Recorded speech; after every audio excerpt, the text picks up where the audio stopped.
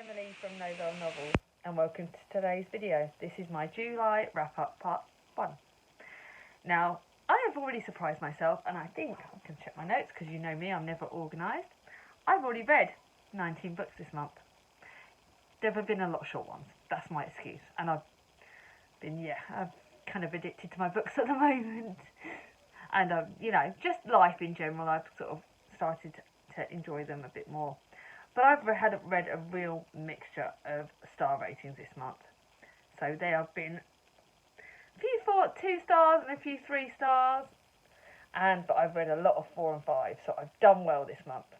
I'm just going to, currently I'm just about to start. I really was organised. Had to start Nightingale Point today. Just about to start that one. This is one that I'm really looking forward to. My sister Charlie's had it. She said it's very hard hitting, so I'm going to have to read this during the day. Mary has a secret life that no one knows about, not even Malachi and Tristan, the brothers she's vowed to look after.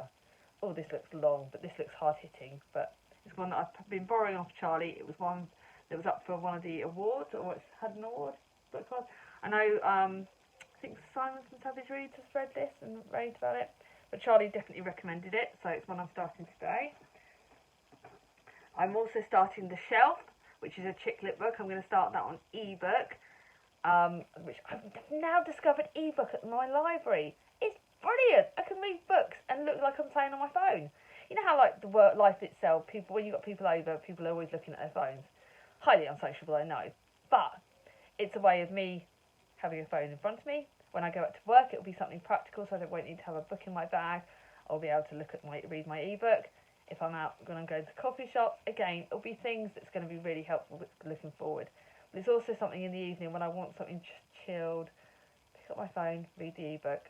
So I'm starting on that today. So excited.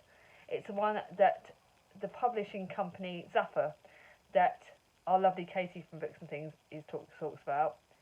She loves that. She works for them, and I know she raved about the book The Shelf, so I'm so glad I've got it on ebook. I started last night Becoming by Michelle Obama. You all know that. I don't need to tell you much about this, but it's one that I've been so desperate to read. Yes, it's another one that I borrowed from Charlie. So those 2 are going there. I also started There at Mallory Towers. I've discovered I've needed the last one in the series, so can't wait to do that. Definitely going to be reading this soon. Definitely already, I think I read about 3 or 4 chapters of this last night and absolutely loved it. Let's go in there because I'm going to read that tonight. About halfway through today, reading Turn of the Key, which I'm reading with Naomi from Naomi's Bookshelf. Absolutely love this. It's a thriller that is scaring the bejeebers out of me, but it is so darn good. I love it. Thoroughly loving it. Loving it reading with Naomi because I've never bloody read with her before. But it's really exciting. She is so good at talking about the books, and it's good to get someone else's opinion on it. I really love buddy reading, so I'm really enjoying reading that with her. And I am nearly halfway through The Professor by Charlotte Bronte. It's one that's had a mixed review. Quite a lot of people haven't liked it as much. It's one of her books that was released it's posthumously. I read the introduction, which I don't normally do on a book, but it actually makes a lot of sense, and it does help. It's got comparisons with Villette, which has had a really lot of bad reviews, and I rated it 3 stars. I'm actually enjoying this a bit more than Villette. I like the lead character in it.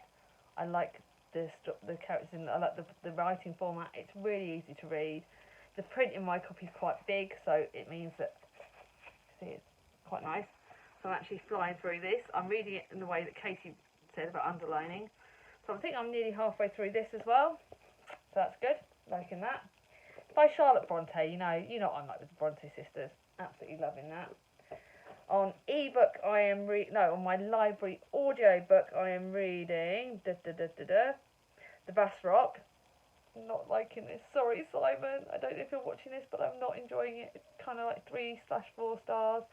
It's historical fiction. It's got mix and matches of different storylines, different timelines, but I'm a bit lost.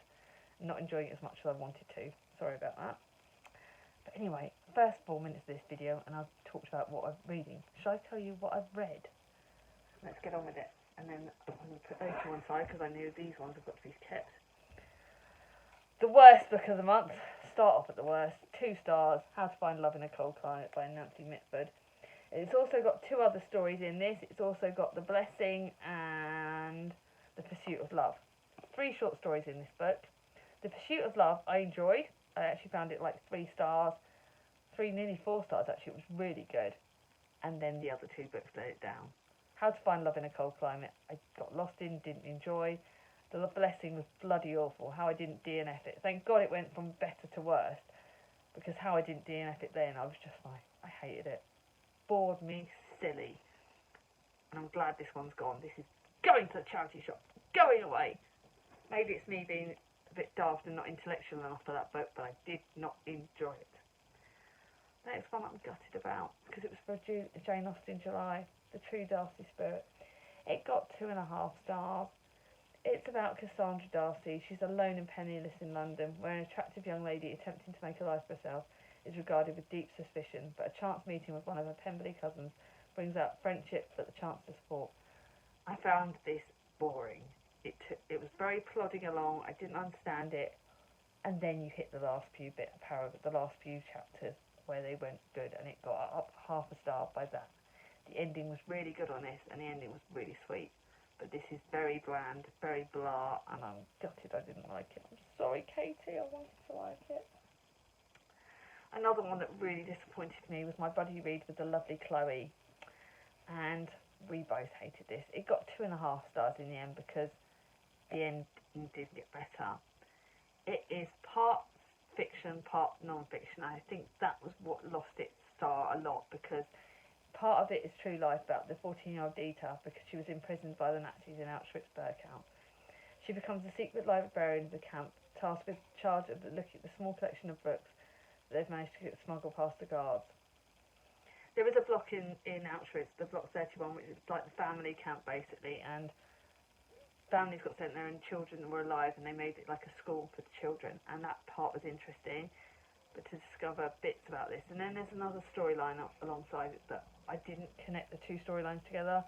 Found it quite monotonous, quite boring, and for Auschwitz, then there was other bits that were so harrowing that I literally felt sick and was crying, because some of the bits that really happened in Auschwitz, it was horrendous. There were some bits that really, really affected me. I was not sure between 2.5 stars and 3 stars, because the ending did get a lot better, and that was where the fiction becomes factual, and the ending was really nice. The ending, I'll be honest with you, the ending was really nice, but I expected it to be something that it wasn't.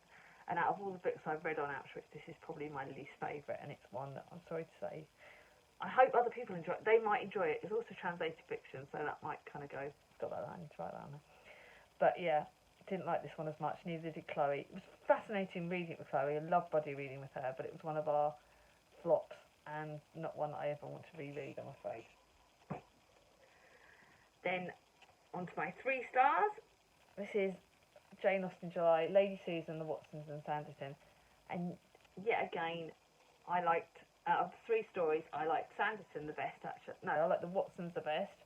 Lady Susan was alright, found her a bit of a sport, bratty lady, very precocious, not very nice lady, she annoyed the hell out of me. And then Sanditon was alright, but The Watsons was my favourite out of it. Still 3 stars, still one I'll keep, and the more I get into Austen, maybe the more I will like it, but probably one of my least favourite Austen books at the moment. So that's going on keeping. Then we got Northanger Abbey, which was one of her shorter works. I really didn't like this for a long time. I went from loving it at the start, so it's 3 stars, and loving it at the end, and then the middle again was not as interesting and not as capturing. Catherine Morland has the unworldly charm and vivid imagination. When she's a guest at the mysterious Northanger Abbey, which she imagines got like gothic and dark secrets, only her friend Henry Tilney can help her separate fantasy from reality. I liked Cassandra's character. She's a really fun and someone that's dreamy, which I can relate to. The adventure side of it, yeah, I can relate to that. I found her friend Isabella was a spoilt brat, and I didn't like her at all. Didn't like her throughout most of the book. Catherine's brother, he's in it. He's really sweet. So it is a good one. I'm definitely going to keep this one as a reread. But it's not spectacular. It's one of, in my opinion, the mediocre kind of range of Austen. Now I get onto my 4 stars, and this is where the good books are. This one is 3.5/4. because I did rate 4, but the more I'm looking back on it, I actually didn't enjoy this as much as I enjoyed the other book of hers I read this month. This is On a Beautiful Day. It's about 4 separate friends. We've got Laura, Jo, Eve, and there is another one, and Laura, Jo, Eve, and India. And now they meet up at the start of this book on one of their birthdays. They've each got really crap in their lives, like 4 friends coming together, and they witness an accident, and they're kind of almost involved in an accident where someone gets killed.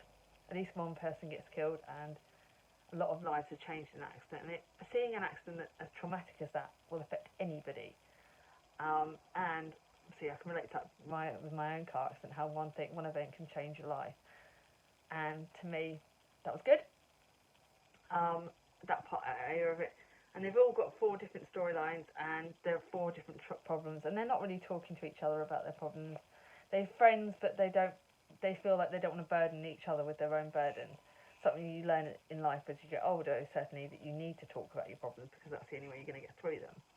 And that part was interesting. The fact that it centres around friendship is really good. But you do have 4 very different storylines, and the way they merge. It is good. It's just not one that I will reread. It's a really good chick lit. The accident at the start was really good. The ending, you kind of saw the ends tied together, but not quite 100%. But it is a good book. I definitely like Lucy Diamond's work, but like I said, it's a long book. We knew this at the start. It was a long book, and it could have been shorter, and it could have probably condensed certain bits a bit better. So, sorry, that's a good charity shop. Now we go into a good old Maureen Lee book. You know I love Maureen Lee. This is not one of her best ones in my opinion, but it's a really good one. Still 4 stars. Liverpool, 1914. Martha Rothby lives in a tenement with her husband and 5 children. They don't have much to get by on and life is tough. So when Martha's underage son Joe enlists to earn the family extra keep, she's horrified.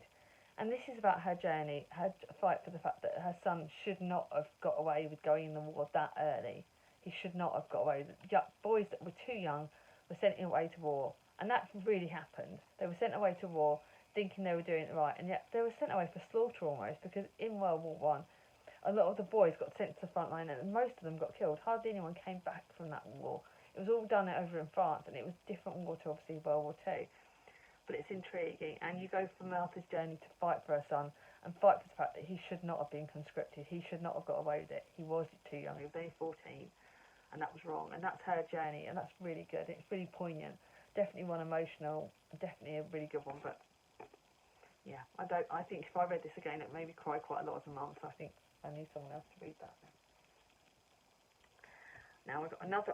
Next one I will talk about is actually one that I don't have physically on me because it was an old ebook, and that is The Almost Perfect Holiday by Lucy Diamond. I read that. It's a new release, but I got it on the ebook, which is brilliant. And it's about a holiday. It's about, again, I think we've got 3 different ladies that are centred around, about they're all going on this holiday. One of them's running away. She's sort of running away almost for a holiday. One's going away with her new boyfriend and the families and how that all affects. And then one lady's going away with her daughter, and her daughter wants to meet her estranged father. And that's about sometimes realising that you don't have to do it all yourself, and that she's brought this daughter up, and she's so proud of her, but she also needs to think about herself, and how as a parent do we think about ourselves, or do we just think about our children? I know right now something with lockdown that's made me realise is that to give my children the best that I can give them, I need to be looking after myself and think about myself, because when I'm just devoted to them, I'm not being the best that I can be going forward. So that's quite interesting, and that's quite a good perspective. How much of us wish we could have a holiday right now? I really wish I could. So I did enjoy that book. It was great to listen to it. I don't know, actually, I didn't listen to it, read it on ebook. I read it on audiobook. Can't remember. Either which one. I think it was the audiobook. But it's brilliant. Absolutely loved it. Definitely brilliant. So then I've got a 4-star. This William Wordsworth poems, which I got last minute for the Jane Austen July. I actually really loved it. I'm not always one for some of the poets, much as I love poetry. This is one that, considering how long ago it was written, there were some bloody good ones in this. Really, really good, and I'm definitely keeping this. Thank you, Katie, for encouraging me to read this, because this is bloody good. I loved it. One of the best books of Jane Austen July, that part. That's a keeper. You knew this was going to get 4 stars. It's Emma. It's now my second favourite though, because Pride and Prejudice beat this. So I reread this today over the first week of it, and I did enjoy it. I love Emma. She's a little bit of a spoilt brat at the start, a little bit meddling, but I love her. And I love her dad, Mr. Woodhouse. He's so lovely, so caring. I don't like, there is some characters, Jane Fairfax I actually feel sorry for. Harriet Evans, I can't remember if I've got her name right. Harriet, I don't like. She's so nicey-nicey at the start, and she's all sucking up to Jane, to Emma, and all like, she looks too good to be true. Actually, I don't like her. I think she's a bit of a two-sided, don't like that. But I actually feel sorry for Jane.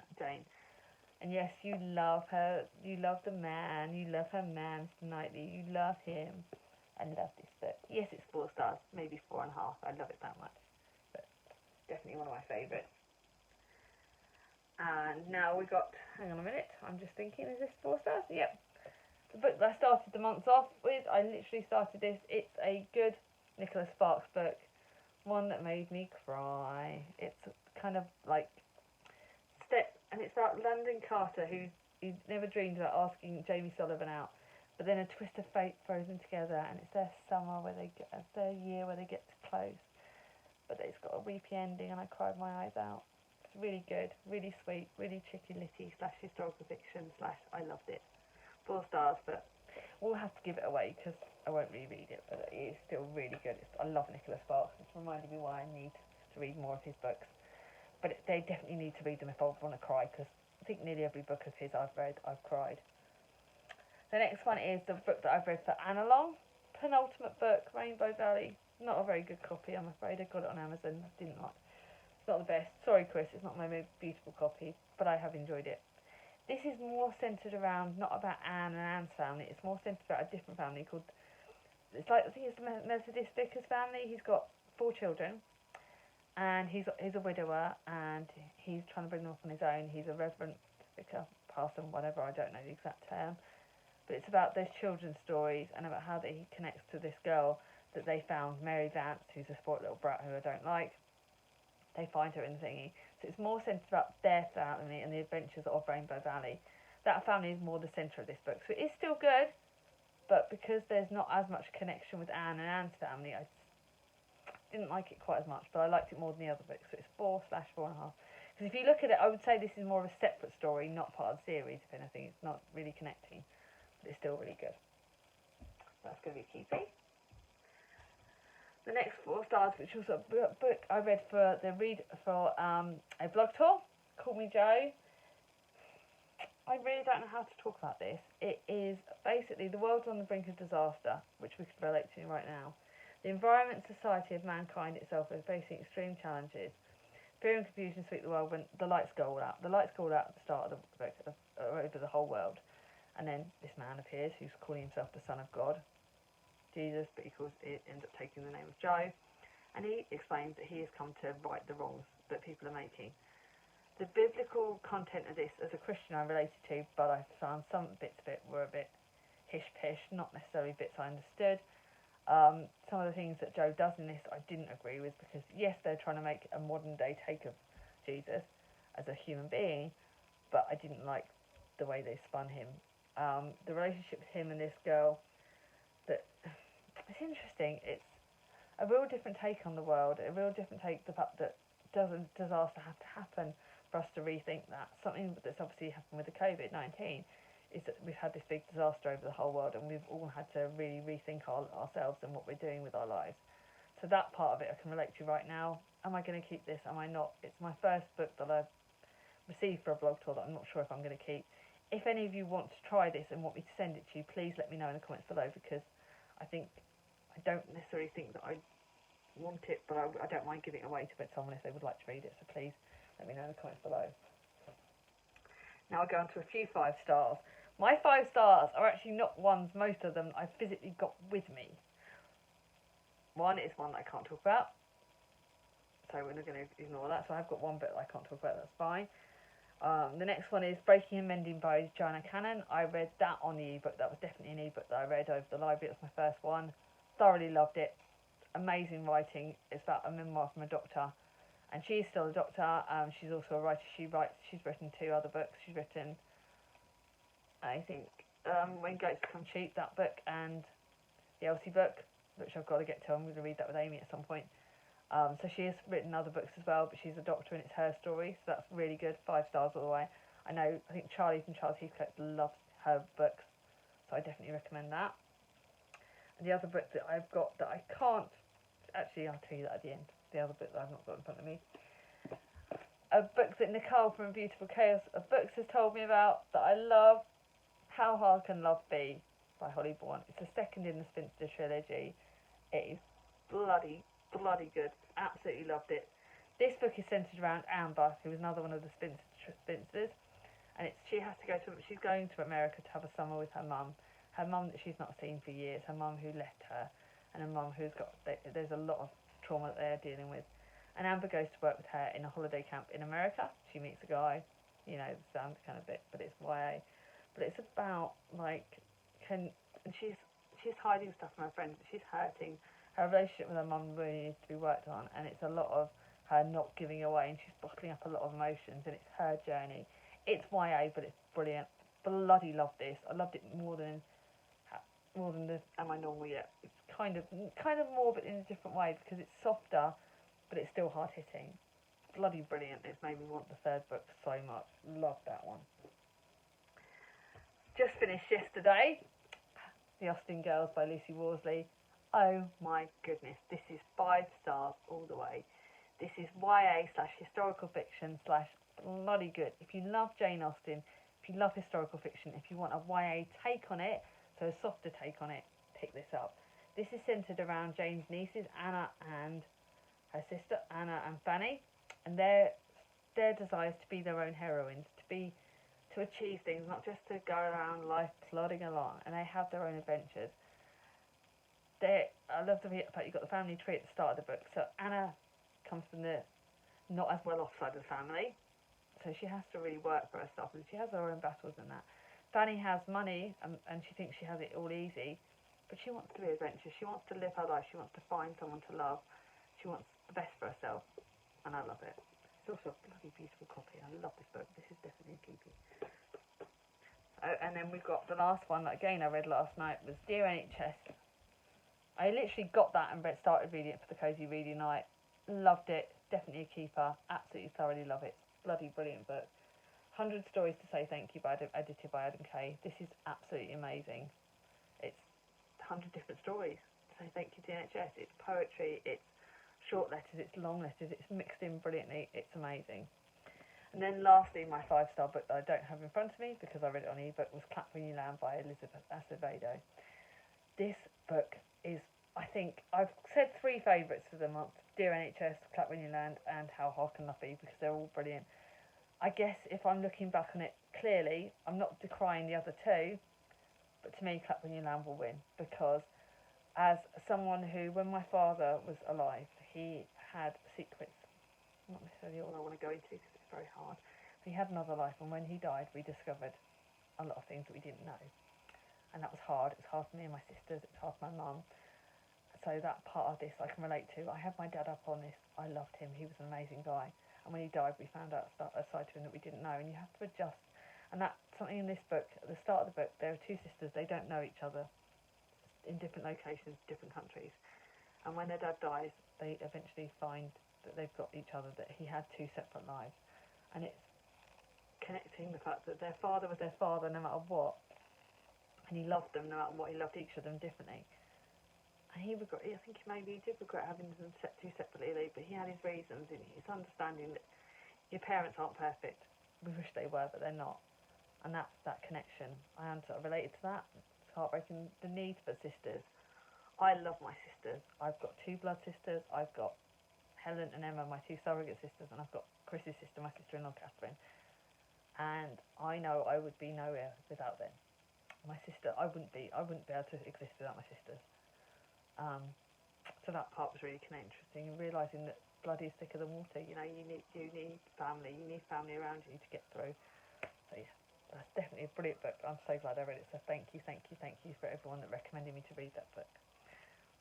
It's going to be interesting. I don't know what the next second half of the year is going to bring, second half of the month is going to bring with books, but I've started off on a high and I'm bloody loving it. If you like this video, give it a thumbs up. If you're new to my channel and not subscribed, ring on my ding-a-ling, and I'll see you all soon. Bye bye.